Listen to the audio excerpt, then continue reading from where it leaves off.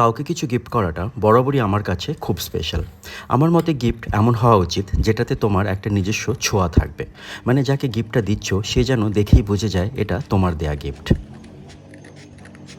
তাই অনেক কাজ থাকা সত্ত্বেও কেরালা যাওয়ার একদিন আগে ঘুম থেকে উঠে বসে পড়লাম পেপার আর পেন নিয়ে। যেহেতু এটা আমি আমার সাউথ ইন্ডিয়ান বন্ধুকে গিফট করব, তাই আমি চাইছিলাম বাংলার কিছু একটা থাকুক। আর আমাদের বাংলার আলপনার থেকে ভালো কী আর হতে পারে।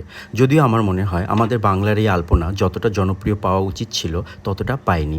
জানি না কেন, হয়তো তার জন্য আমরাই দায়ী। খুব তাড়াহুড়ো করে স্কুল যাওয়ার আগে শেষ করলাম ব্যাপারটা। জানি না, হয়তো আরও ভালো হতে পারত। কেমন লাগছে তোমরা আমাকে কমেন্টে জানিও।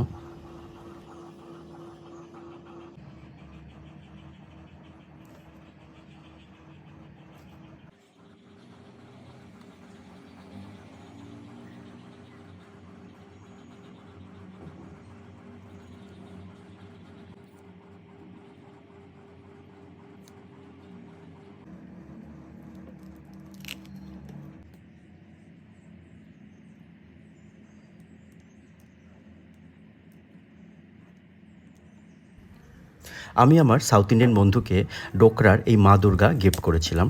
ডোকরা একটি প্রাচীন আর্ট ফর্ম, যেটা প্রায় 4000 বছরের পুরনো। সিন্ধু সভ্যতা সময়ের থেকে এটা চলে আসছে।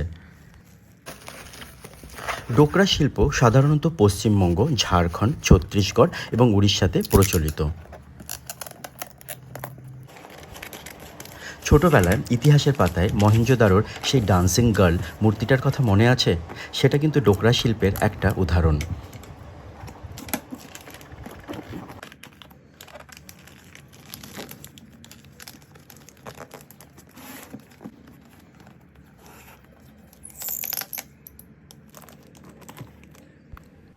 আমাদের বাঙালিদের কাছে মা দুর্গার থেকে আপন আর কে হতে পারে।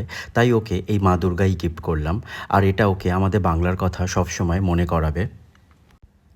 নিজের হাতে কার্ড বানিয়ে বন্ধুকে দেওয়ার আমার এই ক্ষুদ্র প্রচেষ্টা আর আমার এই ছোট্ট গিফটখানা তোমাদের কেমন লাগলো তোমরা প্লিজ আমাকে কমেন্টে জানিও।